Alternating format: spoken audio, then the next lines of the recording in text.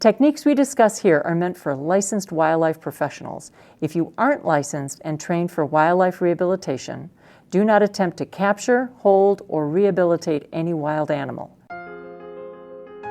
If you find an injured wild animal, a wildlife professional can recommend next steps.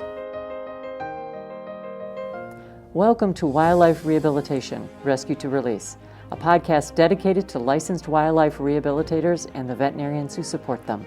I'm your host, Gail Buell. We'll tackle topics about rescue, care, management, reconditioning, and releasing wildlife found in North America. This is a deep dive into each subject.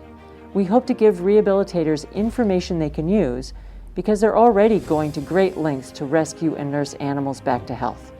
An injured or orphaned wild animal's journey to restored health and independence in their natural habitat is delicate and complex. We draw techniques and expertise from many disciplines. Many animals brought into rehabilitation cannot be saved. The last gift we can give them is humane euthanasia. We will talk more about when this is necessary. Sometimes animals are deemed non-releasable and evaluated to be suitable for a life in captivity. When that happens, we shift to a long-term approach to managing their care, training, and housing. Some such animals serve as ambassador animals, a term for the animals that rehabilitators use to educate the public. Each episode will speak with experts who represent specialty topics across the profession of wildlife rehabilitation, ambassador animal care and management, showcasing best practices.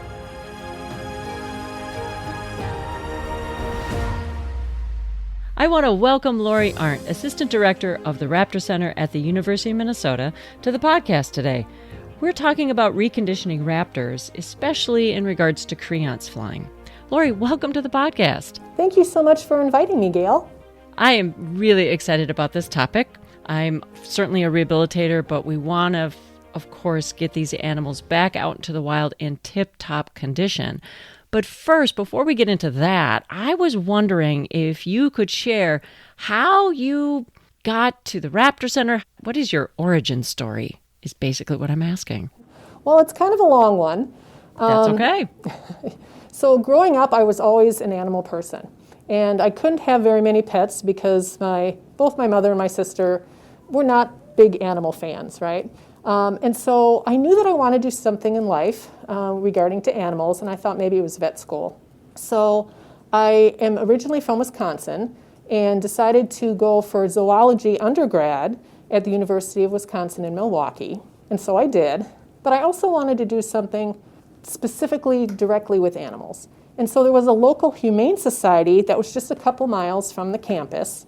And so I thought, wow, when I have some breaks during the day, or even, at night, I would love to do some volunteering. And so I went there, and for, I don't remember what period of time, must have been a couple months, I would take the dogs out and let them in the different runs that they had, just to give them some exercise as they were waiting to be adopted. And then also at the same time, there was a wildlife rehabilitation center starting to be developed within the Humane Society itself. And those people were absolutely delightful. They'd see me coming in and they'd say, "Hi, Lori, how you doing? Hey, do you ever have any interest in expanding your volunteer work to help us here?" They were slowly reeling you in. They were desperate. They really needed volunteers. They were brand spanking new. And they service a pretty large area. So the number of animals, they were significant. Nothing like it is now, of course. So I'm like, well, okay, sure. And so as I started to volunteer with them, I pretty quickly dropped my volunteer efforts with the dog because my interest really went from the dogs to these amazing wildlife species. And I just naturally tended to gravitate towards the birds. And there was one red-tailed hawk that we got in that had 2 broken wings. And it was decided that bird was not going to be releasable. And so we decided as a team that it would be a good educational ambassador, but we needed somebody to train it. And I, of course, jumped to the top of the line and said, I would love to try to train it. Now, I knew nothing about training at this point, right? So the bird really That's how trained. we get started in a lot of things, isn't it? No, nothing. Let's do it. You just dive in the deep end. Awesome. Yep. And I don't think anybody else there knew training. I mean, this was, 30 plus years ago. So I really let the bird teach me. And I just became enthralled with raptors at that point. But what I decided after I graduated with my degree is that I really wanted to continue my education. And now it was more going to be focus of birds. So I was able to focus it down from animals in general to birds. And I took a year off and actually worked as the volunteer coordinator at this facility for that year. I really helped to build up their volunteer program. And at that same time, I was looking for a graduate program. And of course, what rose to the top was the University of Minnesota. And Dr. Gary Duke, who's one of the co-founders of the Raptor Center, was looking for a graduate student to help him study the gastrointestinal physiology of domestic turkeys. And I'm like, well... So how in the world did you... Yeah, turkeys are birds, but turkeys and raptors are... But was you were coming to the Raptor Center, or you were coming to Minnesota coming to the work University under of Minnesota. Dr. Gary, right? And had the Raptor Center been formed yet? Yes. It must have been. Yes. Okay, so you knew about the Raptor Center too. Correct. Excellent. Okay. All right. Now I'm on track. Now I'm on board. So unfortunately, at that point, there wasn't any money for any research on wildlife, and certainly not for raptors back then. So I thought, well, domestic turkeys, that's okay, they're birds. I could learn a lot more about birds. And I would also be very close to the Raptor Center. And I would, hopefully volunteer there. So I came up to Minnesota and did indeed get my master's under Dr. Gary Duke. What I didn't really know at the time was that the Raptor Center was in the same building as Dr. Duke's research lab. And in fact, it was only a few doors down. It was on the same floor. So I would be, reading journal articles on, turkeys and gastrointestinal physiology, and there would be like a great horned owl or an eagle being carried right past my door. It was extremely hard to stay focused. I wouldn't have stayed focused at all. I'd be at my door. I'll just sit with my chair right here and watch. Yep. And so, Dr. Duke was really good. He's like, you can volunteer there on your own time, but when you're here for your studies, you really need to focus, which was fair, right? So what I did is I started volunteering on Saturday mornings, because that was my own time. And so, I would do a 8 to 12 or 8 to 1 shift, helping with the clinic, cleaning, I remember doing tons of laundry, like most people still do. Just helping in whatever way that I could. And then, as I was there, the one thing I started realizing was that, we had Dr. Patrick Reddick, who was the other co-founder of the program, was an amazing, veterinarian. Well, he is an amazing veterinarian. And he was doing the most incredible things to help these raptors heal. And yet, after they were healed, then they were just being released. There wasn't enough effort being put into the reconditioning. And so I really kind of jumped on board and I said, hey, do you mind if I dabble in this a little bit? We had a really long flight hall. Well, it was a research hall, but I turned it into a flight hall. Well, of course. And yeah, of course, right? And I put, I had people help me build perches and I put them on either end. And then that's kind of how it started, is that we would encourage these birds to fly back and forth in this long hallway. And the hallway must have been, I don't know, something like 50 feet or something like that. And then I started to get volunteers that would help come in a couple times a week and exercise the birds that were getting close to being ready to go in this hallway, right, just to help build their muscles. And then from there, I realized as I started learning more about raptors that, I didn't think that was just good enough. Certainly for some species. So then I started working with a local falconer, and that's kind of where the whole Creance exercise program originated from. Oh. So what happened then, though, is I got my master's degree, and I started the first semester of my PhD with Dr. Gary Duke. But I soon realized that it wasn't really deliberate. It was just the next logical thing to do, right? You go to a master's from a PhD. But when I really sat and thought about it, it's like, what am I going to do with this degree? I did not want to be a professor spending all my time indoors. I did not want to work in a laboratory. And so I was really fortunate in that a 3-month position opened up at the Raptor Center because one of their technicians left. And so they needed just a quick fill-in as they were posting the position. And so I really thought long and hard about it. And I thought, if they would let me do it, that would be a perfect time for me just to kind of pause my studies and really think about what I wanted to do with the rest of my life. And so they did grant me the 3-month position. And I was able to do that. So I left my program. And that 3 months turned into 32 years. Oh my gosh. That's so amazing. And the thing I want to point out to everybody is that, you were self-reflective enough to say, okay, well, the next logical step is the PhD, but is that really what I really want? And so you did that self-reflection and said, hey, I'm going to take this opportunity just to explore a little bit. And like you said, the 3 months turned into over 30 years. And I feel so lucky. I mean, the timing was just perfect for me. Yeah, you were able to grab that opportunity and run with it. And then when you found, this is my passion, you figured out how to stay with it. That's amazing. Yeah. And that's where you and I met, actually, I think was at the Raptor Center. I started also as a volunteer for a very long time doing lots of various things, including Creance flying and helping to recondition some of the Raptors. So I also feel very privileged to be able to learn underneath you, but also to be with the Raptor Center. So excellent. So what more? So now you're at the Raptor Center and you were doing some tech work and that kind of thing. And then you were thinking that this was not enough for reconditioning Raptors. So how did you kind of leap to the next step, or what happened there? What's that part of the story? Yeah, so part of my job, my title at that point was rehabilitation coordinator. And as, a rehabilitator, you did a little bit of everything. So there was some lab work, that I did, and, the whole husbandry aspect, any of the babies I had to try to deal with, and of course, all the pre-release reconditioning.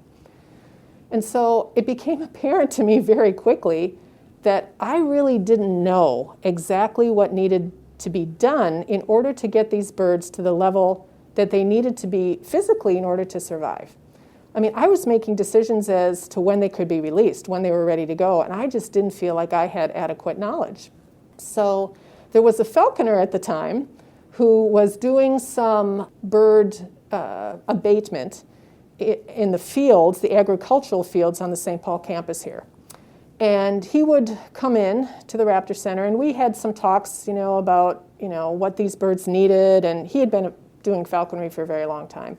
So he invited me to come out, and I did. I came out and observed him, and it was like, wow. Here are birds that are physically healthy. They never had a disability, and yet the amount of time that it takes for them to catch things sometimes is just phenomenal. It's not like every time a raptor goes after a prey item, it catches it, right? Sometimes they can go all day without having success, and these are birds that are 100% healthy and in top physical form. Right. So it just really opened my eyes, and that's one of the reasons why I then became a falconer, so I could learn more in order to help these birds. And it also made me realize that the reconditioning that we were doing at the time really needed to be ramped up, and that it was species dependent, right? Because different species have different flight styles, and so and endurance needs. And so those first couple of years, I just learned an incredible amount. Before we go on to, because we're going to talk about the science behind all this and how you developed the program where it is now, could you explain to everybody what an abatement program is with falconry? Sure. Yeah, so it's much more popular now than it was back then. But basically, a falconer can get a permit specifically to do abatement. And what that is basically scaring prey species away from agricultural fields. So most often it's going to be species like sparrows, starlings, the non-natives that really are kind of wreaking havoc on some of the agricultural fields. They do this a lot at wineries too, in the grape fields. And it actually has become more and more popular. It's kind of a non-lethal way of keeping pest species away from important crops. It's a very natural way too. Yes. Right?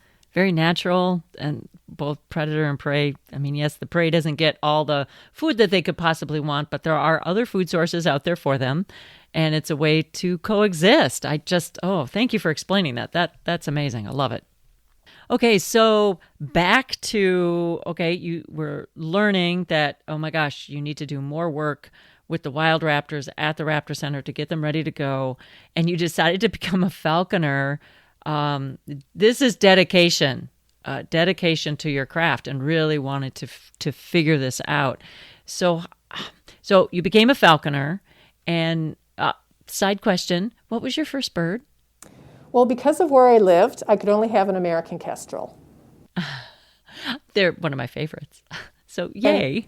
Right, but as it turns out, American kestrels, because they're so small, they're not really good birds for novice falconers, because you have to do weight management, and there's just such a narrow range of a safe weight for a kestrel compared to a larger species, which you have a little more weight to work with.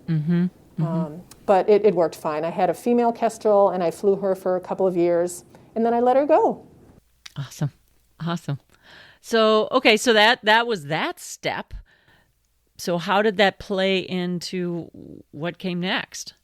So one of the things that falconers typically do to both start the reconditioning of a new bird especially, and also to make sure that the response of the bird is going to be suitable when it's flown free for the first time, is for a period of time the bird is worked on a Creance. So, you call it to you from point A to point B on a Creance, and you want it to have really good response time, right? We also train birds to a lure, which is basically, it can be any object, but it's an object that the bird associates with food.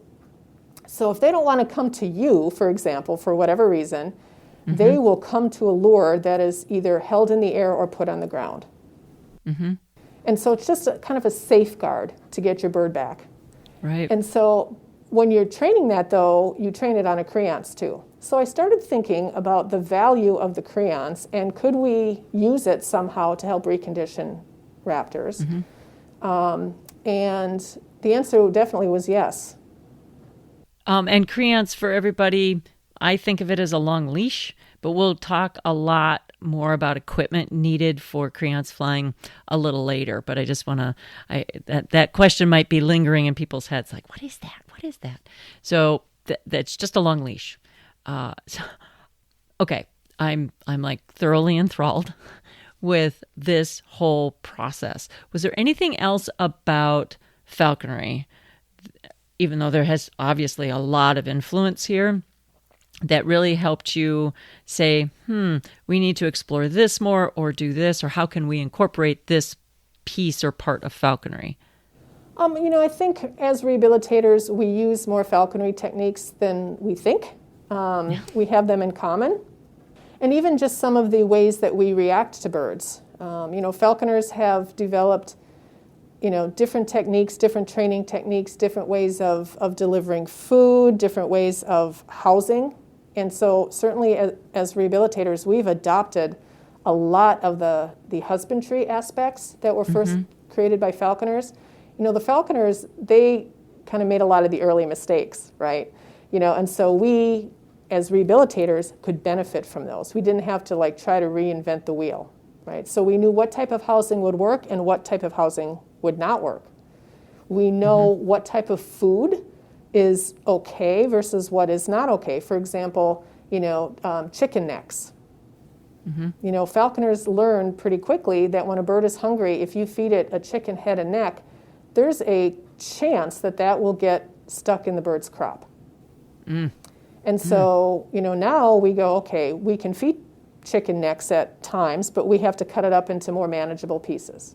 So there's just that type of information that we have gleaned from the hundreds of years of falconers practicing their sport. Right. And I was certainly reading that falconry is over 4,000 years old. I mean, it is an amazingly long-lived sport, if you want to call it a sport, this partnership between raptors and humans. And so I agree, there's a lot to be learned, and we have adopted a lot of things without maybe even realizing it.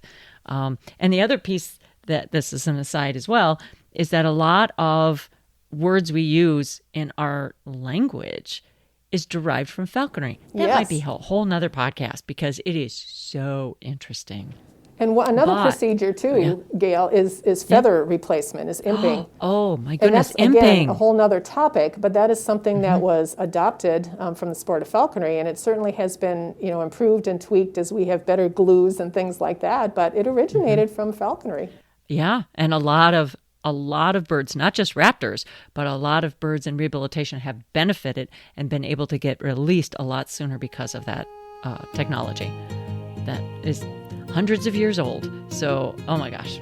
Yes, I'm already writing down next podcast episodes. This was another episode of Wildlife Rehabilitation from Rescue to Release. I'm so glad you joined me today. Next episode, I continue my discussion with Lori Arent about Creance flying. We talk in more detail about how Lori's physiology and biology background set the stage for reconditioning raptors in the way that we do it today with Creance flying. Falconry, physiology, and biology expertise all come together to give reconditioned raptors the best possible chance at thriving in the wild. It's a fascinating piece of our discussion, so I hope you'll join us in episode 11.